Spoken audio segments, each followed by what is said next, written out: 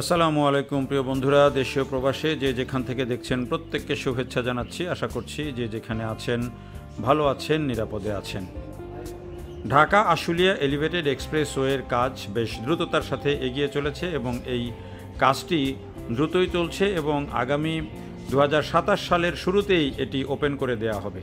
তো সেই কাজটির চিত্র আপনাদেরকে আমরা দেখাবো, আবদুল্লাপুর থেকে কাজটির চিত্র আপনাদেরকে দেখাবো এবং সামনের দিকে যেতে যেতে কামারপাড়া মোড় পর্যন্ত একেবারে বলতে পারেন যে অলমোস্ট র ভিডিও সেটি আপনাদেরকে আমরা দেখাবো, যাতে করে আপনারা পুরো চিত্রটা বুঝতে পারেন। পাশাপাশি এর কিছু তথ্য আপনাদের সাথে শেয়ার করব।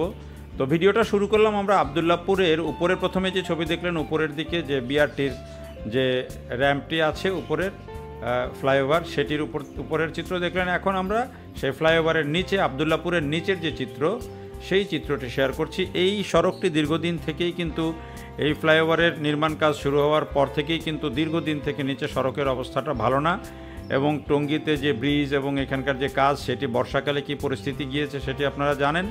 তখন গেছে একরকম, আর এখন হচ্ছে সারাক্ষণ ধুলা বালি, একেবারে বিশ্রী অবস্থা। এখান দিয়ে যারা যাওয়া আসা করেন, মানে আমাদের ঢাকা শহর যে দূষণের শীর্ষে, এটি কি কারণে হয় এটি আবদুল্লাপুরে আপনি এখন আসলে বুঝতে পারবেন। তো সেটি একটা চিত্র গেল। আমরা আপনাদেরকে এই যে দেখাচ্ছি উপর থেকে যে পিলারগুলো দেখেছিলেন আর এই যে এখন যে পিলারগুলো দেখছেন, এগুলো হচ্ছে এলিভেটেড এক্সপ্রেসওয়ে, যেটি এই ফ্লাইওভারের উপর দিয়ে ক্রস করে পূর্ব দিকে চলে আসবে, অর্থাৎ রেল লাইনের দিকে চলে আসবে, সেই চিত্র এখানে। আর আমরা এখন চলে যাচ্ছি কামারপাড়ার দিকে, অর্থাৎ আশুলিয়ার দিকে যাচ্ছি এবং এখানে দেখেন ওই যে বিআরটির যে একটা র্যাম্প আবদুল্লাপুরে নেমেছে, সেই চিত্র রয়েছে। তো ওই কাজটাও এখনও শেষ হয় নাই। ওই যে র্যাম্পটা দীর্ঘদিন থেকে এইভাবে কাজ চলছে, কাজের গতি খুব ধীর। এই র্যাম্পটা কত বছরে আবার শেষ হবে আমি জানি না। কাজগুলো আসলে যেই বড় প্রকল্পগুলো, সেই কাজগুলো যেমন ঢাকা আশুলিয়া এলিভেটেড এক্সপ্রেসওয়ের কাজটা যেভাবে হয়েছে, সেটি কিন্তু মোটামুটি বলা যায় বেশ দ্রুততার সাথে হচ্ছে এবং এটি বিভিন্ন ফেজে ভাগ করে করে হয়ে যাচ্ছে।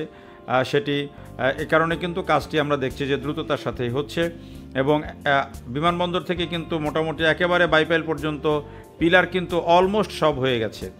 এর 65 ভাগের বেশি কাজ কিন্তু এরই মধ্যে সম্পন্ন হয়ে গেছে। তো এটি আমরা যে আবদুল্লাপুর থেকে যেতে যেতে দেখেন এটি যাচ্ছি সামনের দিকে, যে এগুলোর পিলার সম্পন্ন হয়ে গেছে, পিলারের ক্যাপ উঠে গেছে, এখন আইগার্ডার বসেছে, এরপরে ঢালাই হবে এবং এই যে উপরের দিকে দেখেন যে আইগার্ডার যেগুলো, সেগুলো সব কিন্তু বসে গেছে। আর নিচের দিকে সড়কের অবস্থা, এই সড়কটাতে এখনও সুবিধাজনক না। এখানে তো নির্মাণ সামগ্রী আছেই, সড়কটাও ভাঙাচোরা, যেহেতু কন্টিনিউ নির্মাণ সামগ্রী নিয়ে গাড়ি আসা যাওয়া করে, ফলে রাস্তার অবস্থা ভালো না। তারপরেও এখান দিয়ে কিছু বাস, কিছু ছোট যানবাহন, অটোরিকশা এগুলো চলাচল করে। তবে বৃষ্টি হলে বা পানি দিলে কিন্তু এখানে কাদায় একেবারে একাকার হয়ে যায়, তখন কিন্তু গাড়ি চালানো মুশকিল। আবার বৃষ্টি না থাকলে ধুলায় একেবারে অন্ধকার, সেটি আছে। এই ভোগান্তিটা মানুষের দীর্ঘদিন থেকে হচ্ছে এবং আরও কিছুদিন পোহাতে হবে, যেটি বলা হচ্ছে যে 2027 সালের শুরুতেই এটি ব্যবহারের জন্য উন্মুক্ত করে দেওয়া হবে। অর্থাৎ ঢাকা আশুলিয়া এলিভেটেড এক্সপ্রেসওয়ে যদি আমি তথ্য দেই, এই মুহূর্তে 65 ভাগের বেশি কাজ শেষ হয়ে গেছে।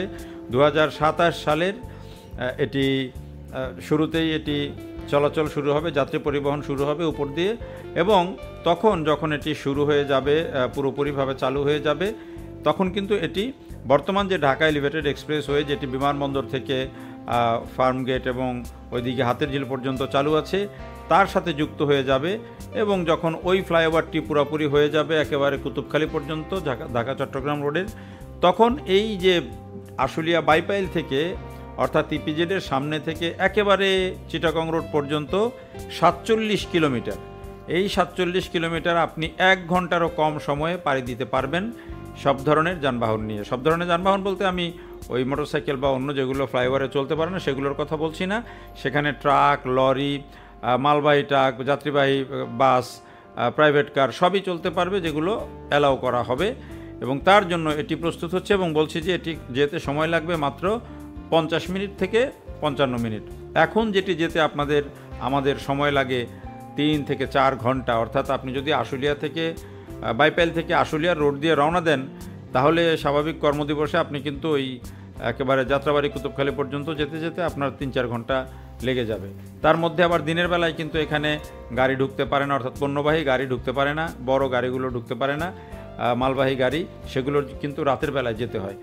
তো যখন এটি পরিপূর্ণভাবে হয়ে যাবে তখন কিন্তু আর এই যে পণ্যবাহী গাড়ি যেগুলো রাতে যাব না দিনে যাব, ওই রাতের ঢাকাকে টার্গেট করে, ঢাকা রাতে পার হতে হবে সেই টার্গেট করে যে দূর দূরান্ত থেকে যাত্রা করা, সেটি আর তখন থাকবে না।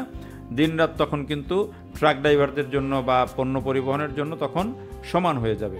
তো এই যে বলতে বলতে আমরা এখন এই যে সুইচ গেট মোড়, যেটি আবদুল্লাপুর থেকে সামনের দিকে আসলে সুইচ গেট মোড়, সামনে যে আহসানিয়া মিশন ক্যান্সার হসপিটাল, অর্থাৎ যেই কামারপাড়া যে বাজার, সেই তার সাথে আড়তের সাথে এটি তুরাগের পশ্চিম তীর দিয়ে এখন কিন্তু এটি আমরা সামনের দিকে এগোচ্ছি।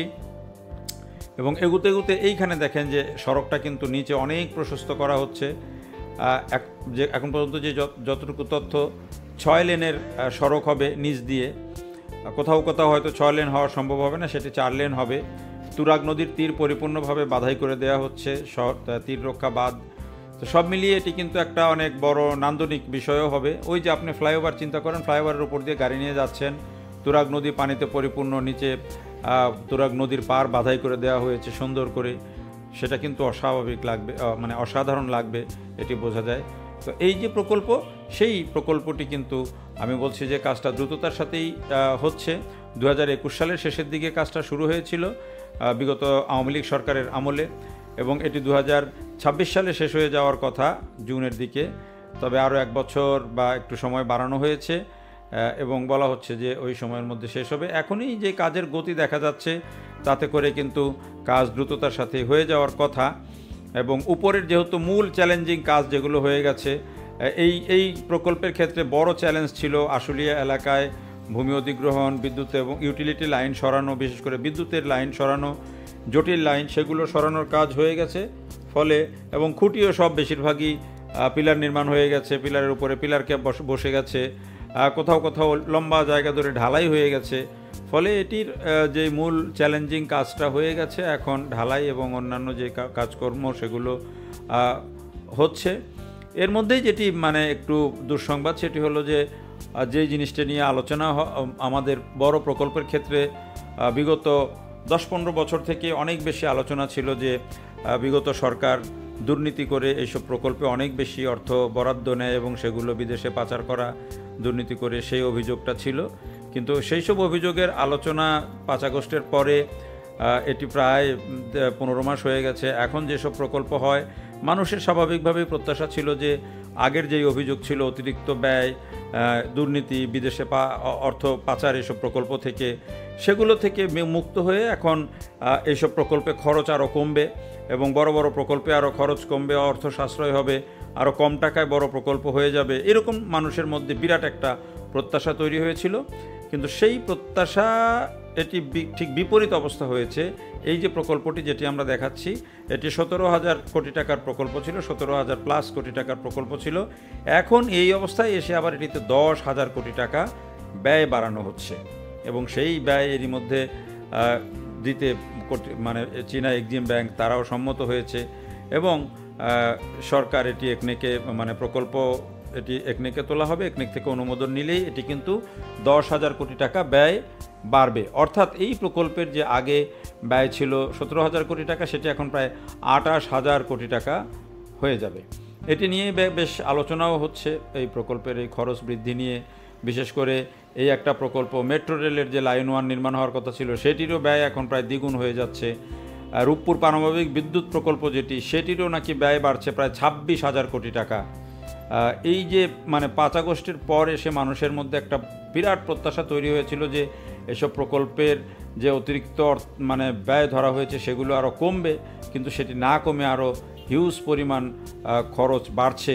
সেই বিষয়টি নিয়ে মানুষ আলোচনা করছে, যদিও এই প্রকল্প সংশ্লিষ্টরা একটা ব্যাখ্যা দিচ্ছেন, সেটা হচ্ছে যে অনেক জিনিসপত্রের দাম বেড়েছে, বিশেষ করে ডলারের মূল্যবৃদ্ধির কারণে এই টাকা বাড়ছে বেশি। আরেকটা কারণ দেখাচ্ছেন যে অনেক নির্মাণ সামগ্রীর দাম বেড়েছে, এটিও তার একটা কারণ হিসাবে দেখাচ্ছেন। তো সেইভাবে এগুলোর ব্যয় বৃদ্ধি হচ্ছে বলে বলা হচ্ছে। তবে যেই যুক্তিটা দেখানো হচ্ছে সেই যুক্তিগুলো কিন্তু আগেও ছিল, আগেও কিন্তু এই ধরনের প্রকল্প নেওয়ার সময় কিন্তু সব দিক বিবেচনা করেই প্রকল্প নেওয়া হয়। বড় প্রকল্প নেওয়ার ক্ষেত্রে অনেক রকমের জটিলতাও থাকে, অর্থায়নের ক্ষেত্রে, বিভিন্ন ক্ষেত্রে।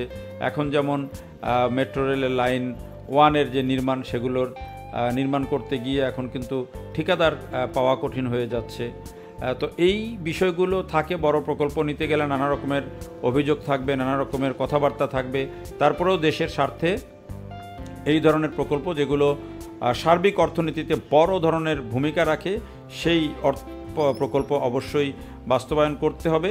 বিশেষ করে আপনি ধরেন যে এই প্রকল্পটা যখন শেষ হয়ে যাবে, ঢাকা আশুলিয়া এলিভেটেড এক্সপ্রেসওয়ে, এটি যখন বর্তমান এলিভেটেড এক্সপ্রেসওয়ের সাথে যুক্ত হবে, আপনি 1 ঘন্টায় বাইপাইল থেকে কুতুবখালী চলে যাবেন, 3 রাত 24 ঘন্টা। এটি কত বড় প্রভাব ফেলবে এই ঢাকা শহরের পরিবহনের উপরে, সেটি কিন্তু একবার ভাবাই যায়। দেখার জন্য সবাইকে অনেক ধন্যবাদ।